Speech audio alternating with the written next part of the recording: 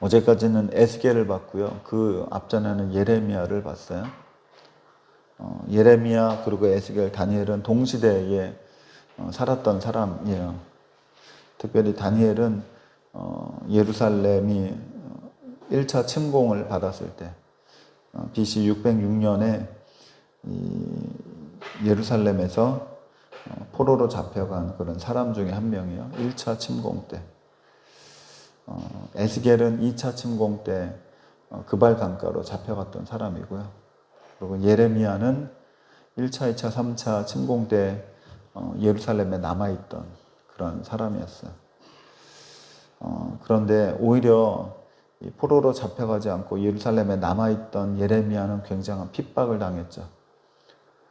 거의 사람들한테 손가락질을 당하면서 예레미야 입을 막으려고 했고 죽이려고 했고 이스라엘 향해서 저주하는 그런 메시지를 듣지 않으려고 사람들이 오히려 핍박하고 예레미야를 힘들게 했죠. 차라리 포로로 잡혀간 에스겔에게는 하나님께서 포로로 잡혀가서 힘든 고된 삶을 살았으나 하늘문을 여시고 하늘의 영광을 보여주시고 여러 가지 환상을 보여주셔서 오히려 이스라엘의 회복을 알려주시는 그러한 은혜 가운데 있었어요. 다니엘은 1차 침공 때 처음부터 잡혀와서 있었는데요. 다니엘에게는 하나님이 어떠한 은혜를 주시고 포로지에서 어떻게 살았는가 우리가 한번 말씀을 보실게요. 1장 1절을 보시면 유다왕 여호야김이 다스린 지 3년이 되는 해에 바벨론 왕 느부갓네살이 예루살렘에 이르러 성을 에워쌌더니 1차 침공 때죠. BC 606년이에요. 2절 주께서 유다왕 여호야김과 하나님의 전 그릇 얼마를 그의 손에 넘기심에 그가 그것을 가지고 신할 땅 자기 신들의 신전에 가져다가 그 신들의 보물창고에 두었어요. 그러면서 동시에 3절을 보시면 왕이 환관장 아스브나스에게 말하여 이스라엘 자손 중에 왕족과 귀족 몇 사람 곧 흠이 없고 용모가 아름다우며 모든 지혜를 통찰하며 지식에 통달하며 학문에 익숙하여 왕궁에 설 만한 소년을 데려오게 하였고 그들에게 갈대아 사람의 학문과 언어를 가르치게 했어요. 1차 침공 때 포로로 잡혀간 사람들은 많은 사람은 아니고요.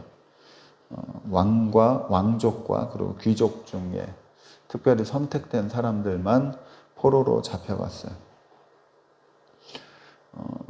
이 특별한 사람들 왜 이렇게 잡아갔을까요? 무엇 때문에 이렇게 잡아갔을까요? 데리고 가서 갈대아의 학문과 언어를 가르쳤다라고 얘기하고 있어요. 왜 이렇게 왕족과 귀족들을 잡아갔을까? 볼모로 잡아갔을까? 나중에 바벨론을 위해서 일할 사람, 이스라엘 사람 중에 바벨론과 친화적인 사람을 뽑아서 이들을 통해서 다시 이스라엘을 다스릴 수 있도록 바벨론과 손을 맞잡고 일할 수 있는 사람들을 미리 키운 것이죠. 그러한 사람 중에 누가 있었냐면 다니엘이 있었고요. 그리고 다니엘의 세 친구가 있었습니다. 그들에게는 5절을 보시면 또 왕이 지정하여 그들에게 왕의 음식과 그가 마시는 포도주에서 날마다 쓸 것을 주어 3년을 기르게 하였으니 그 후에 그들은 왕 앞에 서게 될 것이다. 그러니까 3년 동안 포로이지만 사실은 유학 간 것처럼 먹을 거, 입을 거, 뭐 생활할 거 다 대주면서 3년 동안 학비 다 대주면서 공부시키면서 3년 후에는 왕에게 보이도록 했어요. 6절을 보시면 그들 중에는 다니엘과 있었고 다니엘의 세 친구의 이름이 나옵니다.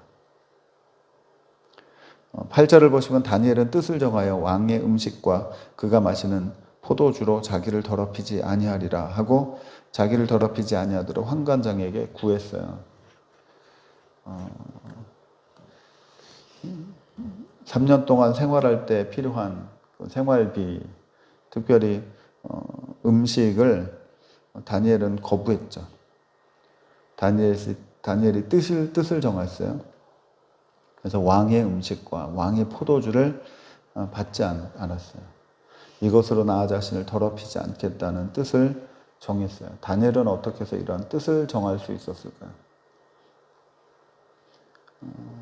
만약에 저와 여러분이라면 이러한 뜻을 정할 수 있었을까요? 포로지에서 생존을 위해서 먹고 살아야 되니까 감사함으로 받지 않았을까요?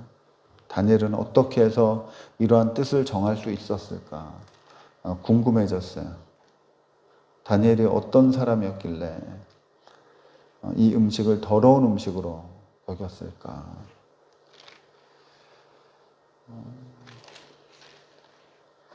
구절을 보시면 하나님이 다니엘로 하여금 환관장에게 은혜와 긍휼을 얻게 하셨다. 하나님께서 하셨다라고 얘기하고 있어요. 그래서 어떠한 은혜와 긍휼을 얻게 했냐면 10절을 환관장이 다니엘에게 이르되 내가 내 주 왕을 두려워하노라. 그가 너희 먹을 것과 너희 마실 것을 지정하셨거늘 너희 얼굴이 초췌하여 같이 또래 소년만 못한 것을 그가 보게 할 것이 무엇이냐. 그렇게 되면 너희 때문에 내 머리가 왕 앞에서 위태롭게 되리라. 이 환관장에 얘기하고 있는 이 말의 이 분위기를 한번 보세요. 다니엘에게 지금 어떻게 얘기하고 있어요? 굉장히 인격적으로 얘기하고 있어요.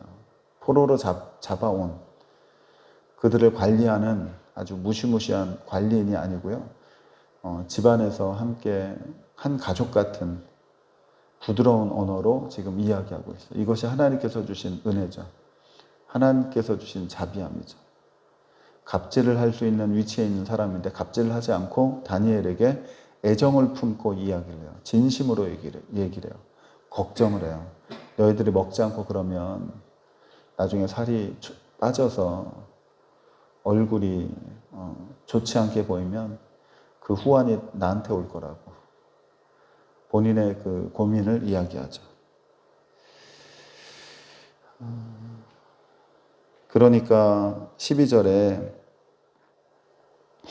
청하오니 당신의 종들을 열흘 동안 시험하여 채식을 주어 먹게 하고 물을 주어 마시게 한 후에 당신 앞에서 우리의 얼굴과 왕의 음식을 먹는 소년들의 얼굴을 비교하여 보아 당신이 보이는 대로 종들에게 행하소서라고 얘기해요. 열흘 동안의 시험이죠. 고기를 먹지 않고 채식을 먹어요. 아주 상급에 좋은 그런 포도주를 마시지 않고 그냥 일반 물을 먹어요. 영양 공급이 충분히 되지 않죠. 열흘 동안 그렇게 된 이후에 얼굴을 비교해 달라고 이야기를 해요. 저는 다니엘이 이러한 제안을 어떻게 했을까? 아까는 뜻을 세웠어요. 어떻게 해서 다니엘은 그러한 뜻을 세웠을까? 그리고 지금 제안한 것도요. 어떻게 해서 제안을 했을까? 이 제안을 하려면요. 확신이 필요해요. 적어도 열흘 동안 거의 굶더라도 얼굴이 더 초췌해지지 않고 그들과 비교했을 때 더 좋아질 것이다라는 어느 정도의 확신이 있어야 이러한 제안을 할 수가 있어요. 다니엘은 어떻게 해서 이러한 이야기를 과감하게 제안을 할 수 있었을까? 저라면 어땠을까? 저라면은 새가슴이어서 이런 얘기를 절대 못했을 것 같아요. 어떻게 해서 다니엘은 이미 다 알고 있는 것처럼 결과를 예상하고 있는 것처럼 이런 얘기를 할 수가 있었을까? 실제로 실험을 하죠. 15절 열흘 후에 그들의 얼굴이 더욱 아름답고 살이 더욱 윤택하여 왕의 음식을 먹는 다른 소녀들보다 더욱 좋아 보이게 했어요. 그래서 결국 이들은 왕의 음식을 먹지 않고 채식과 물을 먹게 됐다고 이야기하고 있어요. 계속 질문을 가지고 한번 말씀을 보세요. 17절 하나님이 이 네 소년에게 학문을 주시고 모든 서적을 깨닫게 하시고 지혜를 주셨으니 다니엘은 또 모든 환상과 꿈을 깨달아 아는 사람이 되게 하셨다. 하나님께서. 그래서 3년이 지나요. 그리고 왕 앞에 나가서 테스트를 받죠. 20절 왕이 그들에게 모든 일을 묻는 중에 그 지혜와 총명이 온 나라 박수와 술객보다 10배나 10배나 나은 줄을 알았다. 다니엘과 이 친구들이. 음식으로만이 아니고 지식으로도 학문으로도 그 나라에 있는 이 지식인보다 10배나 더 뒤늦게 공부하고 배우고 뒤늦게 문화를 접한 이 다니엘과 친구들이 3년 동안 이 배운 지식이 현지인들보다 10배나 더했다. 상상하기 쉽지 않죠. 3년 만에 이러한 결과를 얻기란 불가능해요. 그런데 하나님께서 그렇게 하셨다. 다니엘이 그러한 뜻을 정할 수 있었고 이러한 제안을 할 수 있었던 이유는 무엇인가?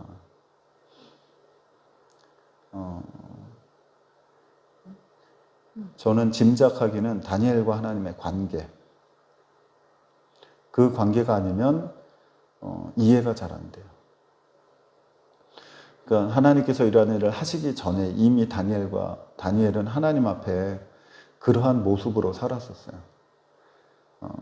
이 바벨론에 잡혀오기 전에도 다니엘은 하나님 앞에 깊이 들어가서 하나님과 깊은 교제 가운데 지냈었고요. 평소에 그런 삶이 있었기 때문에 이러한 특별한 경우에 그리고 오히려 형편이 어려워졌을 때 과감하게 이러한 뜻을 정할 수 있었죠. 2장으로도 가보시면 느부갓네살이 다스린 지 2년이 되는 해 느부갓네살이 꿈을 꾸고 그로 말미암아 마음이 번민하여 잠을 이루지 못했어요. 그리고 그 꿈을 지식인들에게 해석하라고 왕이 명령을 내려요. 5절을 보시면 왕이 갈대아인에게 대답하여 이르되 내가 명령을 내렸나니 너희가 만일 꿈과 그 해석을 내게 알지 아니하면 너희 몸을 쪼갤 것이며 너희의 집을 거름더미로 만들겠다라고 얘기해요. 6절 너희가 만일 꿈과 그 해석을 보이면 너희가 선물과 상과 큰 영광을 내게 얻으리라. 그런 꿈과 해석을 내게 보이라 라고 얘기해요. 이 명령을 받은 사람들이 왕에게 했던 말이 무엇이냐면 7절이에요. 7절. 그들이 다시 대답하여 이르되 원하건대 왕은 꿈을 종들에게 이루소서. 그러면 우리가 해석하겠나이다. 왕은 꿈이 기억이 나지 않아서 근심하고 번민하고 있는 중에 꿈과 그 해석을 얘기하라고 하는데 이 해석을 보일 사람들은 왕이 꿈을 얘기해주면 뜻을 알려드리겠다고 얘기를 해요. 결국에 10절을 보시면 갈대아인들이 왕 앞에서 대답하여 이르되 세상에는 왕의 그 일을 보일 자가 한 사람도 없다라고 얘기를 해요. 아무도 왕의 꿈을 이야기할 사람, 해석은 말할 것도 없고 왕이 꿨던 꿈을 얘기할 사람이 이 세상에 아무도 없다. 11절 왕께서 물으신 것은 어려운 일이라 육체와 함께 살지 아니하는 신들 외에는 왕 앞에 그것을 보일 자가 없다라고 단언을 해요. 그래서 결국 12절에 왕이 이로 말미암아 진노하고 통분하여 바벨론의 모든 지혜자들을 다 죽이라고 명령했고 거기에는 다니엘과 친구들도 있었다라고 이야기합니다.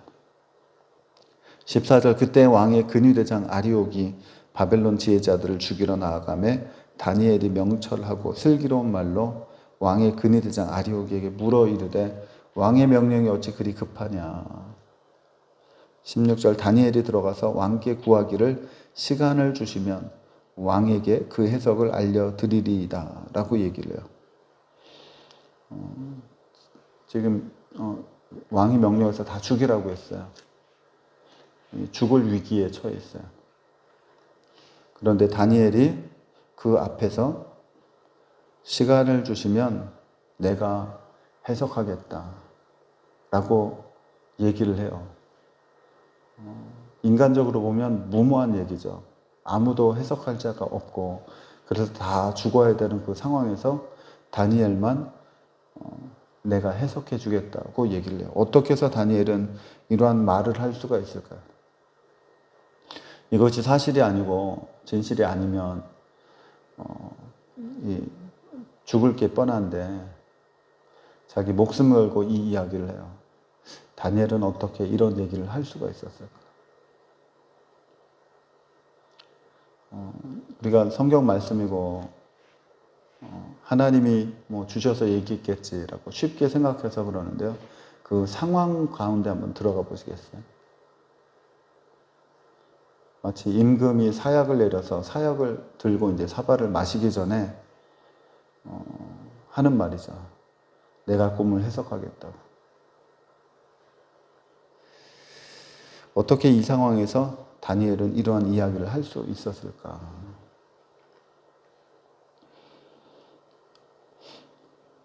그리고 이 내용을 친구들한테 얘기를 하고요. 18절을 보시면 하늘에 계신 하나님이 이 은밀한 일에 대하여 불쌍히 여기사 다니엘과 친구들이 바벨론의 다른 지혜자들과 함께 죽임을 당하지 않게 하시기를 그들로 하여금 친구들에게 구하라고 기도 요청을 해요. 이것으로 봤을 때 다니엘이 이미 그 꿈의 내용을 알고 하는 말이 아니었고요. 꿈의 내용을 모르고 친구들에게 하나님께서 우리를 살려주시고자 하나님께서 우리를 불쌍히 여기사 우리가 살 수 있는 방법을 허락해달라고 친구들에게 중보기도 요청을 하죠.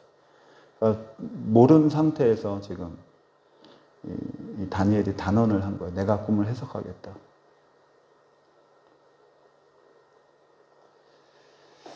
19절 이에 이 은밀한 것이 밤의 환상으로 다니엘에게 나타나 보이며 다니엘이 하늘에 계신 하나님을 찬송했다. 그날 밤에 결국은 그 꿈이 무엇인지 하나님이 가르쳐 주셨어요. 그러니까 이 왕의 이 근위대장 아리옥에게 내가 꿈을 해석하겠다고 말할 때에는 그 꿈의 내용을 모르는 상태였어요. 웬만한 배포가 있지 않으면 그렇게 할 수 없죠. 하나님이 정말로 그날 밤에 가르쳐 주셨어요. 그래서 다니엘이 하나님을 찬양했죠. 음.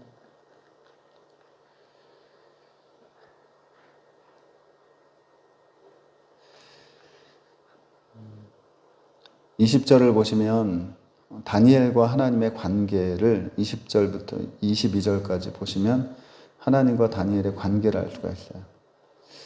20절 다니엘이 말하여 이르되 영원부터 영원까지 하나님의 이름을 찬송할 것은 지혜와 능력이 그에게 있음이로다. 그는 때와 계절을 바꾸시며 왕들을 패하시고 왕들을 세우시며 지혜자에게 지혜를 주시고 총명한 자에게 지식을 주시는도다. 그는 깊고 은밀한 일을 나타내시고 어두운 데 있는 것을 아시며 또 빛이 그와 함께 있도다라고 이야기하고 있어요. 하나님은 어떤 분이세요? 이러한 모든 상황 위에 계신 분이세요. 하나님은 어떤 분이세요? 이러한 모든 이 지금 벌어지고 있는 사건들 위에 계신 하나님이세요. 그것을 다니엘은 인정했어요. 그것을 다니엘이 알았기 때문에 어떤 상황 속에 뜻을 정할 수 있었고요. 이러한 사건 속에 담대하게 전할 수 있었고요. 이러한 생명의 위협 속에 죽으면 죽으리라는 심정으로 담대하게 다니엘이 하나님의 세계에 대해서 말할 수 있었죠.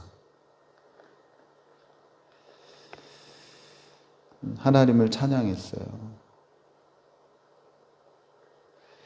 23절 나의 조상들의 하나님이여 주께서 이제 내게 지혜와 능력을 주시고 우리가 주께 구한 것을 내게 알게 하셨사오니 내가 주께 감사하고 주를 찬양하이다. 곧 주께서 왕의 그 일을 내게 보이셨나이다 라고 얘기를 해요.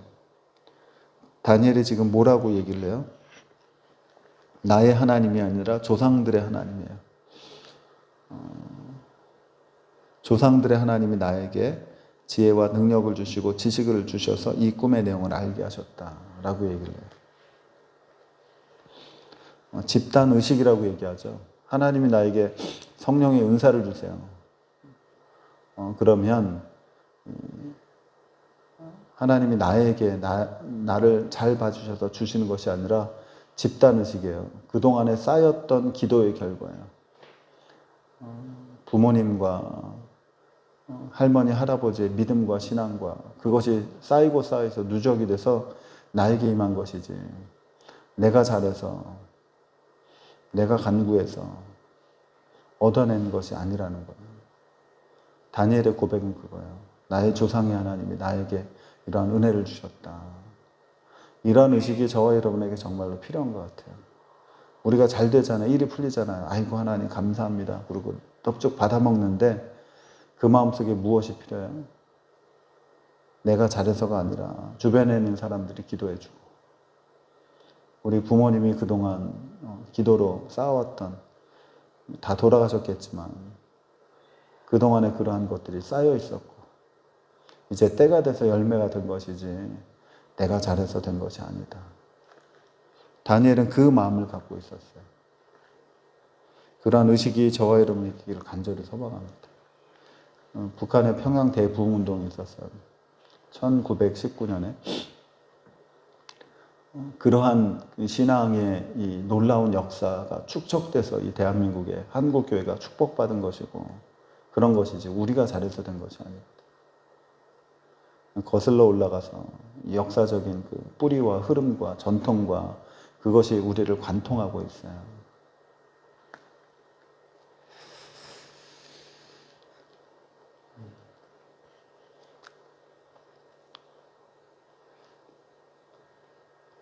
(27절을) 보시면 다니엘이 왕 앞에 대답하여 이르되 왕이 물으신 바 은밀한 것은 지혜자나 술객이나 박수나 점쟁이나 능히 왕께 보일 수 없으되 다니엘도 똑같이 얘기하죠. 그런데 28절 오직 은밀한 것을 나타내실 이는 하늘에 계신 하나님이시라. 그가 누가네살 왕에게 후일에 될 일을 알게 하셨나이다. 왕의 꿈 곧 왕의 침상에서 머릿속으로 받은 환상은 이러합니다 라고 얘기해요. 꿈에 대한 내용을 이야기하기 전에 먼저 무슨 얘기를 해요? 사람으로서는 할 수 없고 유일하게 할 수 있는 분은 하늘에 계신 하나님 한 분밖에 없다. 그분이 이제 이 꿈을 가르쳐 주신 것이다 라고 하면서 꿈의 내용을 이야기하죠.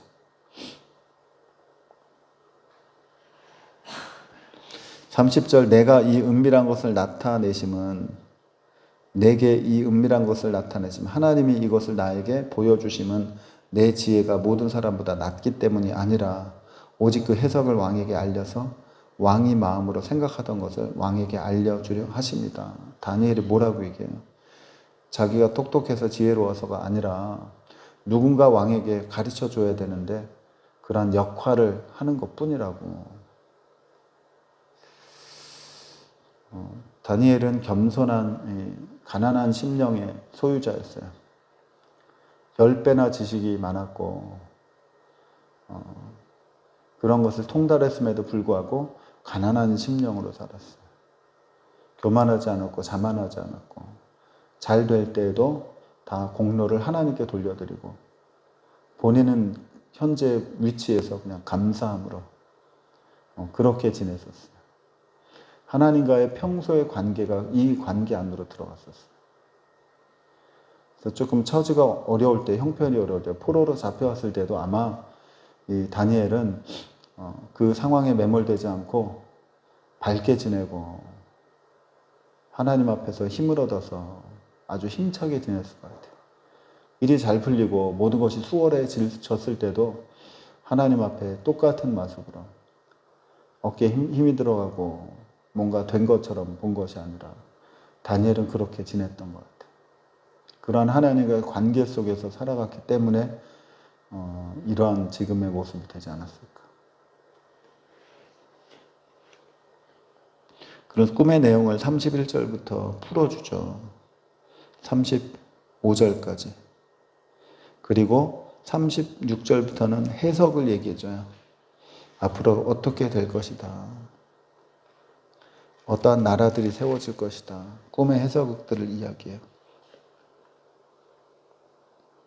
그러면서 44절을 보시면 이 여러 왕들의 시대에 하늘의 하나님이 한 나라를 세우시니라. 이것은 영원히 망하지도 아니할 것이요. 라고 하면서 하나님께서 세우실 영원한 나라에 대해서도 소개를 하고 있어요. 그리고 45절 중간에부터 보시면 왕께서 보신 것은 크신 하나님의 장래의 일을 왕께 알게 하신 것이라. 이 꿈은 참되고 이 해석은 확실하니이다. 라고 아주 확신 있게 전해요. 그랬더니 무슨 일이 생겼는가 46절을 보실래요? 이에 누가네살 왕이 엎드려 다니엘에게 절하고 명하여 예물과 향품을 그에게 주게 했어요. 어떻게 했어요? 다니엘이 앞에 있는데 느부갓네살 왕이 다니엘에게 엎드려서 절을 했다라고 얘기하고 있어요. 있을 수 없는 장면이죠. 47절 왕이 대답하여 다니엘에게 이르되 너희 하나님은 참으로 모든 신들의 신이시요 모든 왕의 주제이시로다. 네가 능히 이 은밀한 것을 나타내었으니 너희 하나님은 또 은밀한 것을 나타내시는 분이시다 라고 얘기해요. 이 느부갓네살 왕이 하나님을 찬양하죠. 하나님을 인정하죠. 모든 것 위에 뛰어나신 분이 바로 너희 하나님이다. 신들 중에 신이 있다면 바로 너에게 꿈을 알려주신 그분이다 라고 믿지 않는 이방의 왕이 지금 이야기를 해요. 다니엘에게 엎드리면서 절하면서. 다니엘에게 절한 것이 아니고 하나님에게 절한 것이죠. 다니엘을 통해서 말씀을 주신 하나님께 지금 엎드린 것이죠. 48절 왕이 이에 다니엘을 높여 귀한 선물을 많이 주며 그를 세워 바벨론 온 지방을 다스리게 하며 또 바벨론 모든 지혜자의 어른을 삼았대요. 다니엘이 바벨론 잡혀갔을 때는 10대였거든요. 그리고 3년이 지났어요. 그러면 몇 살일까요? 10대 후반이나 많아봐야 20대 초반. 그런데 이 바벨론의 모든 지혜자들의 어른으로 다니엘을 삼았다. 놀랍지 않으세요? 하나님이 세워주신. 다니엘이 자기 자신이 섰다고 생각하지 않죠. 이러한 위치, 명예를 줘도 다니엘은 하나님이 세운 것이지 자기가 스스로 오른 것이 아니라는 가난한 심령으로 살았어요. 부자가 돼도 부유해져도 우리는 그 부유함 때문에 갑자기 사람이 변한 것처럼 되잖아요. 근데 가난한 심령의 소유자들은 똑같이 사는 거죠. 하나님 앞에. 하나님이 주신 것이지 내가 이룬 것이 아니라는 그런 마음의 태도로 살아가죠. 이것이 정말로 중요한 것 같아요.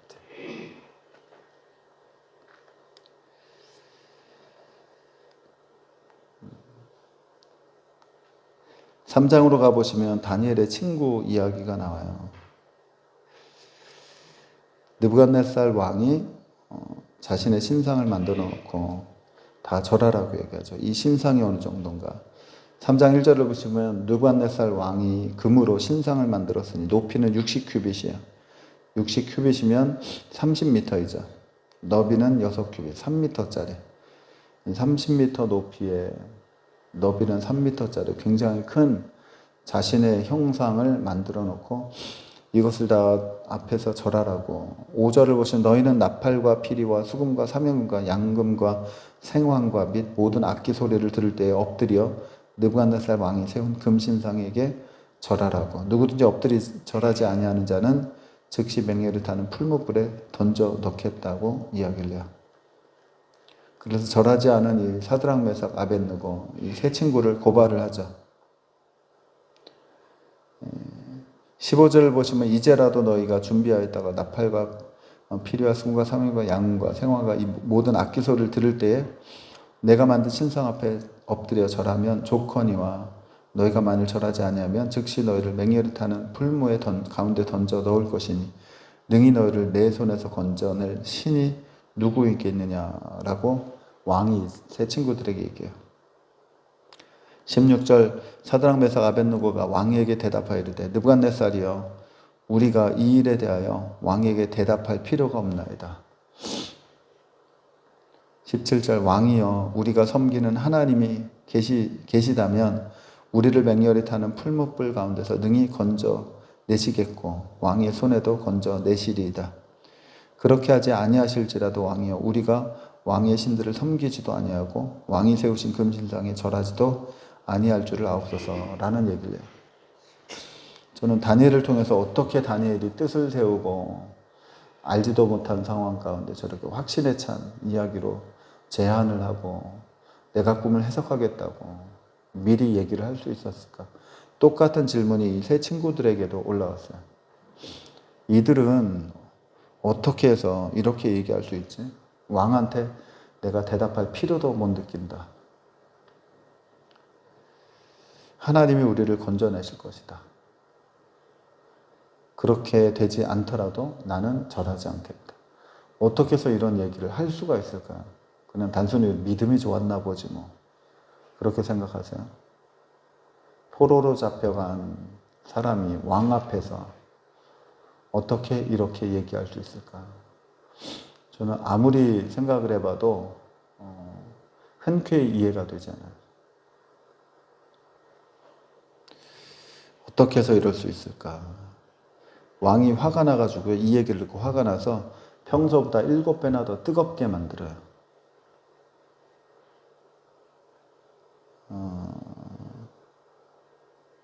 22절 왕이 명령을 엄하고 풀무불이 심히 뜨거우니 불꽃이 사드락 메삭 아벳느고를 붙든 사람을 태워주겠다.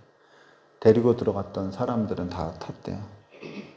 그런데 이 세 사람은 그러지 않았죠. 24절 그때에 느부갓네살 왕이 놀라 급히 일어나서 모사들에게 물어 이르되 우리가 결박하여 불 가운데 던진 자는 세 사람이 아니었느냐 하니 그들이 왕에게 대답하여 이르되 또 왕이여 올소이다 하더라. 왕이 또 말하되 이르되 내가 보니 결박되지 아니한 네 사람이 불 가운데로 다니는데 상하지도 아니하였고 그 넷째 모양은 신들의 아들과도 같도다. 들어갈 때는 결박했는데요. 풀무불 안에서 결박이 다 풀린 채 자유롭게 돌아다녔다. 얼마나 깜짝 놀랐을까요? 26절 느부갓네살이 맹렬히 타는 풀무불 아귀 가까이 가서 불러 이르되 지극히 높으신 하나님의 종 사드락 메삭 아벳느고야 나와서 이리로 오라. 그러니까 이 세 사람이 나와요. 지극히 높으신 하나님의 종. 아까는 뭐라고 얘기해요? 이 죽어 마땅한 죽일 놈들아 그랬는데 나와서 보니까 머리털도 그을리지 않았고 옷도 바뀌지 않았고 불탄 냄새도 없었대.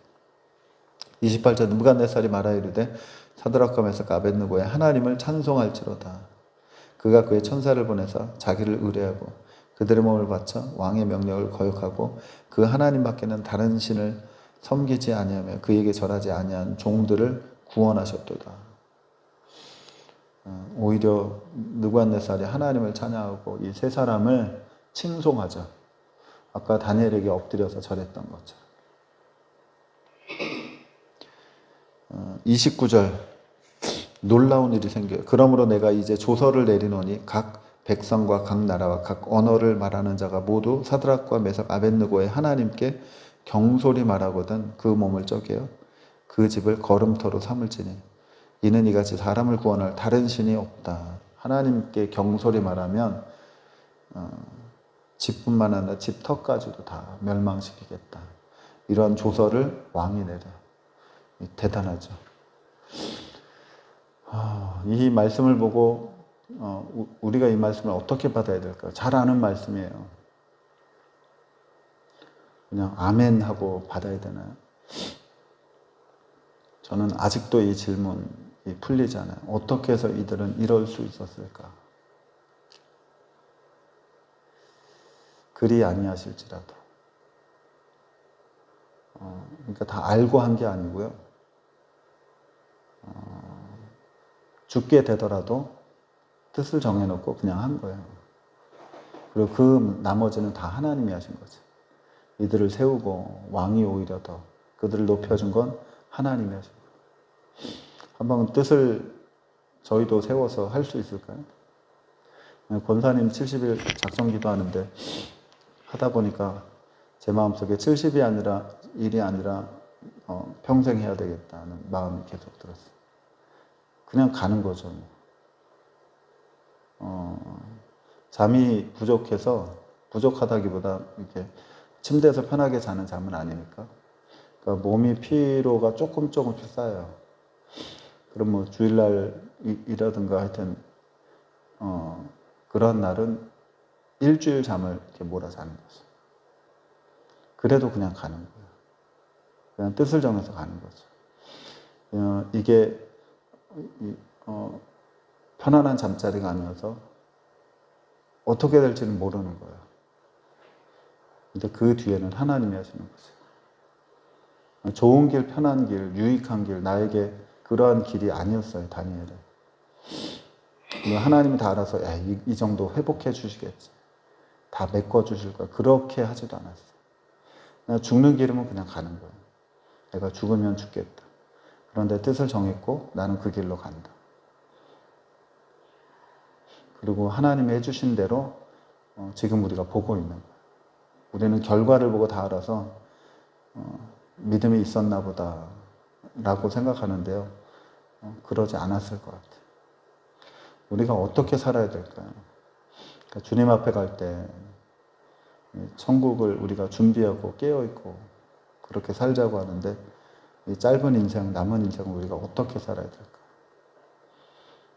그냥 말씀 안에서 그냥 가는 거죠. 내가 가난한 심령으로 나도 살겠다. 작정을 하면 그냥 그렇게 가는 거예요. 그게 유리하지 않아도, 불리해도, 때로는 이해가 되지 않아도 그냥 가는 거죠. 그리고 그 모습을 하나님께서 좋게 봐주시면 이 땅에서도 역사가 나타나고, 역사가 나타나지 않아도 하늘에 가서 하나님이 상급으로 보상해 주시는 그것을 바라보고 그냥 가는 거죠. 다니엘과 이 세 친구들은 그랬던 것 같아요. 저와 여러분들도 뭐 우리 시대가 예수 믿으면 핍박받는 그런 시대는 아니지만 그럼에도 불구하고 말씀 안에서 이렇게 뜻을 정하고 우리가 지속적으로 이렇게 살아갈 수 있는 분들이 되기를 간절히 소망합니다. 잠깐 기도하겠습니다. 하나님, 우리